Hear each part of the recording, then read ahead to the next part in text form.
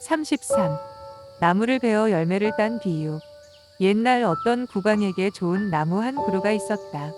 그 나무는 높고 넓고 아주 크며 향기롭고 맛있는 좋은 열매를 맺으려 하였다.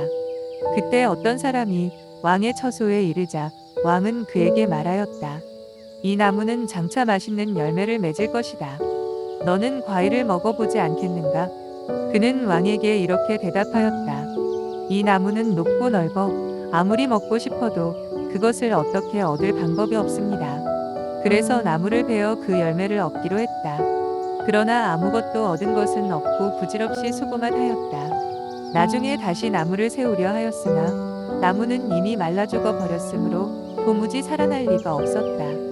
세상 사람들도 그와 같아서 법의 왕인 열액되는 계율지계이라는 나무가 있어 훌륭한 열매를 맺지만 마음으로 원하고 즐겨하여 그 열매를 먹으려면 마땅히 계율을 지키고 온갖 공덕을 닦아야 하는 것이다. 그러나 그 방법을 알지 못하고 도리어 계율을 비방하는 것은 마치 저 나무를 베어버린 다음 다시 살리려고 하지만 그렇게 될 수 없는 것과 같다. 계율을 부수는 사람도 이와 마찬가지이다. 34.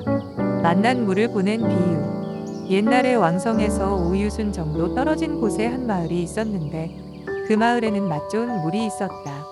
왕은 마을 사람들에게 명령하여 날마다 그 맛있는 물을 보내오게 하였다. 마을 사람들이 몹시 괴로워 그 마을을 피해 멀리 도망가려 하자 그때 촌주가 사람들에게 말하였다. 너희들은 떠나지 말라. 내가 너희들을 위해 왕에게 아뢰어 5유순을 3유순으로 고쳐 너희들이 다니기에 좀 더 가깝게 하여 피로하지 않게 하겠다. 그는 곧 왕에게 가서 아뢰었고 왕은 3유순으로 고쳤다. 사람들은 이 소식을 듣고 매우 기뻐하였다. 그러자 이것 때문에 어떤 사람이 그들에게 말했다. 그렇지만 여전히 본래 그 5유순이고 아무것도 달라진 것이 없다. 그러나 그들은 그 말을 듣고도 왕의 말을 믿기 때문에 끝내 그곳을 버리려 하지 않았다. 세상 사람들도 그와 같아서 바른 법을 닦아 행하고 5가지 나쁜 세계를 벗어나 열반성으로 향하다가 마음의 실증을 느껴 곧 그것을 버리고 이내 나고 죽는 멍에를 메고 다시금 나아가지 않는다. 그러나 법의 왕인 열애께서는 큰 방편을 갖고 계시어 일승의 법을 셋으로 나누어 말씀하시면 소승의 사람들은 그 말씀을 듣고 매우 기뻐하면서 생각한다. 이것은 행하기 쉽다. 그리고 선을 닦고 덕을 키워나고 죽음을 초월하고자 하는데 뒤에 어떤 사람이 삼승이란 없고 오직 하나의 길만 있다고 하지만 그 말을 들어도 그들은 부처님의 말씀을 믿기 때문에 마침내 그것을 버리려 하지 않는다. 저 마을 사람들도 마찬가지이다.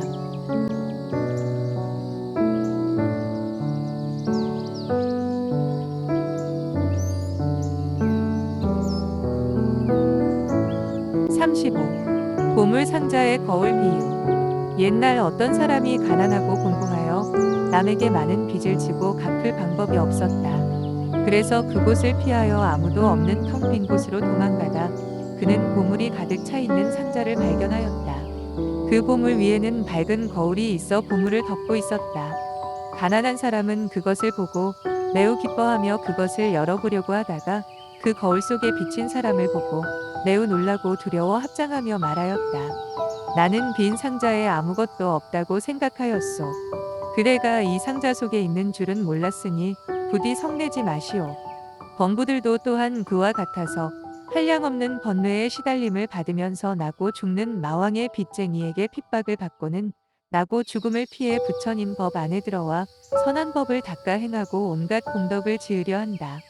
그러나 보물상자를 보고 거울 속에 비춘 제 얼굴에 미혹된 사람처럼 망령되게도 나라는 것이 있다고 생각하여 곧 거기에 집착하여 그것을 진실이라 생각한다. 그래서 그만 타락하여 온갖 공덕의 선정과 도품과 무루의 온갖 선을 잃고 삼승의 도가를 모두 잃어버리고 마는 것이다. 마치 저 어리석은 사람이 보물 상자를 버린 것처럼 나라는 견해에 집착하는 사람도 또한 그와 마찬가지이다.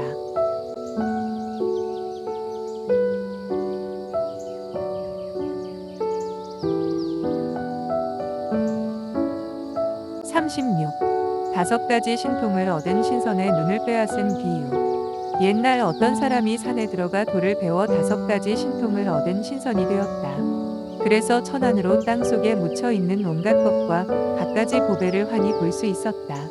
국왕은 이 소문을 듣고 매우 기뻐하여 한 대신에게 말하였다. 어떻게 하면 저 사람이 다른 곳으로 가지 않고 항상 우리나라에 머물게 해 내 창고에 보물이 많이 쌓이게 할 수 있을까?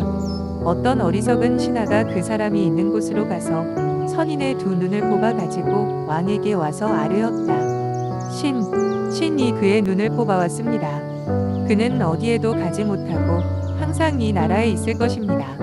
왕은 그 대신에게 말하였다. 그 신선이 여기에 있도록 욕심낸 까닭은 땅속에 묻혀 있는 모든 것을 볼 수 있었기 때문이다. 그런데 내가 지금 그의 눈을 뽑았으니 어떻게 그가 그런 일을 할 수 있겠는가? 세상 사람들도 그와 같아서 남이 도타에 보행을 하기 위해 산림이나 광야나 무덤 사이나 나무 밑에서 사의지와 부정관을 닦는 것을 보고 억지로 제 집으로 데리고 와서 온갖 공양을 다하고 남의 선법을 훼손하여 도과를 이루지 못하게 한다. 도안을 잃고 이미 그 이익을 잃어 아무 소득이 없게 되는 것이 마치 저 어리석은 신하가 남의 눈을 뽑은 것과 같다.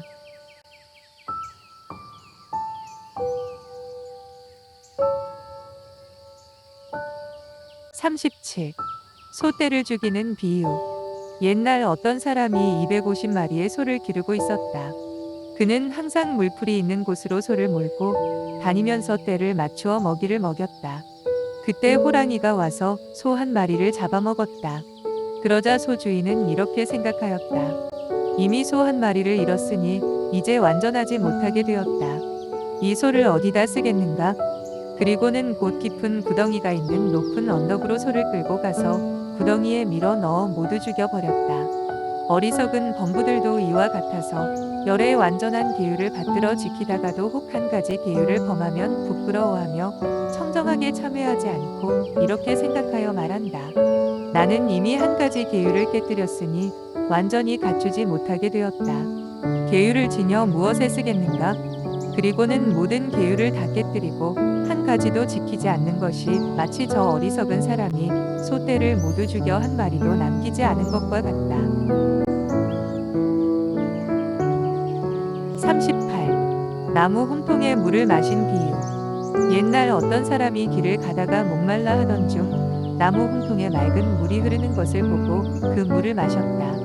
물을 실컷 마시고는 손을 들고 나무 홈통에 말하였다.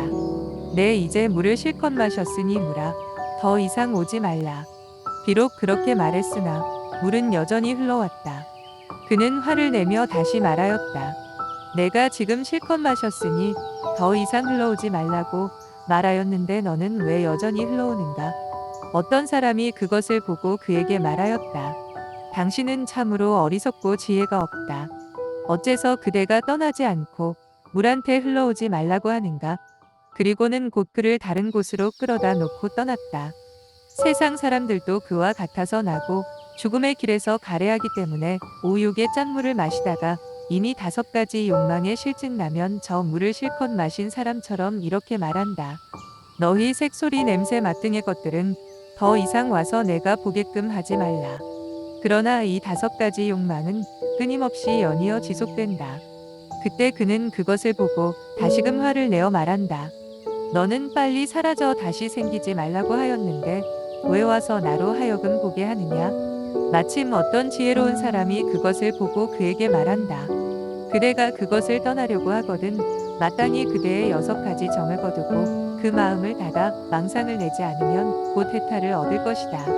그런데 왜 구태여 그것을 보지 않음으로써 그것이 생겨나지 않게 하려 하는가? 비유하면 마치 저 물을 마신 어리석은 사람과 다름이 없다.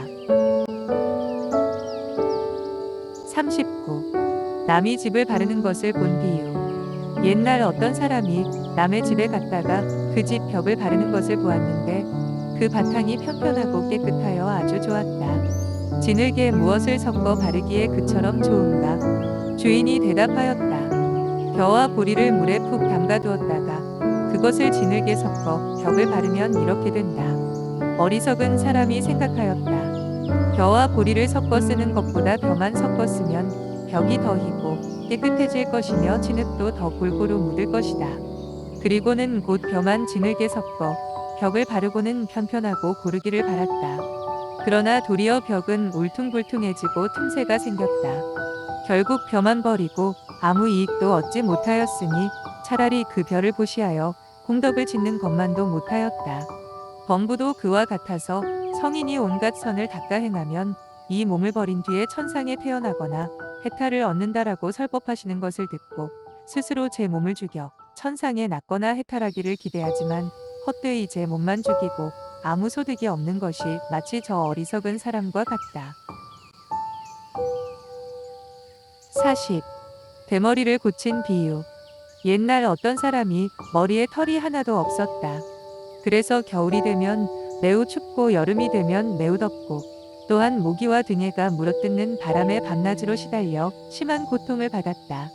그때 여러 가지 방수를 잘 아는 어떤 의사가 있었는데 대머리는 그 의사에게 가서 말하였다. 제발 선생님께서 제 병을 고쳐주십시오. 그런데 그 의사도 또한 대머리였다. 의사는 곧 모자를 벗고 그 머리를 그에게 보이면서 말하였다. 나도 그 병으로 고민하는 중이오. 만일 내가 그것을 치료해 낫게 할 수 있다면 먼저 내 병을 다스려 이 걱정을 없앴을 것이오. 세상 사람들도 그와 같아서 태어남과 늙음과 병듦과 죽음의 침노를 받고는 오래 살고 죽지 않는 곳을 구하다가 사문 바라문 등의 좋은 의사가 온갖 병을 잘 고친다는 말을 듣고 그들에게 가서 말한다. 원컨대 저를 위해 이 무상한 나고 죽음의 걱정을 덜고 항상 안락한 곳에 길이 살아 변하지 않게 하여 주십시오. 그러면 바라문들이 대답한다. 나도 그 무상한 태어남과 늙음과 병듦과 죽음을 걱정하면서 온갖 방법으로 영원토록 사는 곳을 찾았으나 끝내 얻지 못하였소. 만일 지금 내가 그대를 고칠 수 있다면 내가 먼저 내 병을 고친 다음에 그대 병을 고쳐줄 것이오. 비유하면 마치 저 대머리를 걱정하는 사람이 부질없이 스스로 괴로워하면서 고치지 못하는 것과 마찬가지이다. 41. 비사사 귀신의 비유. 옛날 두 비사사 귀신이 있었다. 그들은 상자 한 개와 지팡이 한 자루와 신 한 켤레를 가지고 있었다. 그래서 두 귀신은 그것을 제각기 가지려고 시끄럽게 다투었으나 해가 지도록 해결하지 못하였다. 그때 어떤 사람이 와서 그것을 보고 물었다. 이 상자와 지팡이와 신은 어떤 신기한 힘을 가지고 있기에 너희들은 그처럼 서로 성을 내면서 다투는가? 두 귀신이 대답하였다. 이 상자는 온갖 의복 음식 평상 침구 따위의 생활 도구가 다 그 안에서 나오고 이 지팡이를 잡으면 어떤 원수도 모두 항복하여 돌아가며 감히 다투지 못합니다. 그리고 이 신만 신으면 사람으로 하여금 날아다니는데 아무 걸림이 없게 합니다. 이 사람은 그 말을 듣고 귀신들에게 말하였다. 너희들은 내게서 조금 떨어져 있으라. 너희들에게 골고루 나누어 주겠다. 귀신들은 이 말을 듣고 이내 멀리 피하였다. 그러자 그 사람은 곧 상자를 안고 지팡이를 든 채 신을 신고는 날아가 버렸다. 두 귀신은 깜짝 놀랐으나 결국 어쩔 수가 없었다. 그는 귀신들에게 말하였다. 너희들이 다투는 것을 지금 내가 가져가니 이제 너희들은 다투지 않게 될 것이다. 비사사라는 귀신은 온갖 악마와 외도들을 비유한 것이고 보시는 그 상자와 같아서 인간이나 천상의 다섯 세계에서 사용하는 온갖 생활 도구가 다 그 안에서 나오며 선정은 그 지팡이와 같아서 악마와 원수와 번뇌의 적을 항복받고 계율은 그 신과 같아서 반드시 인간이나 천상에 오르게 되는 것이다. 그리고 악마와 외도들이 상자를 다투는 것은 그들이 모든 번뇌 속에 있으면서 억지로 좋은 과보를 구하지만 아무 소득이 없는 데 비유한 것이다. 만일 선행과 보시와 계율과 선정을 닦아 행하면 곧 괴로움을 떠나 도과를 얻게 될 것이다.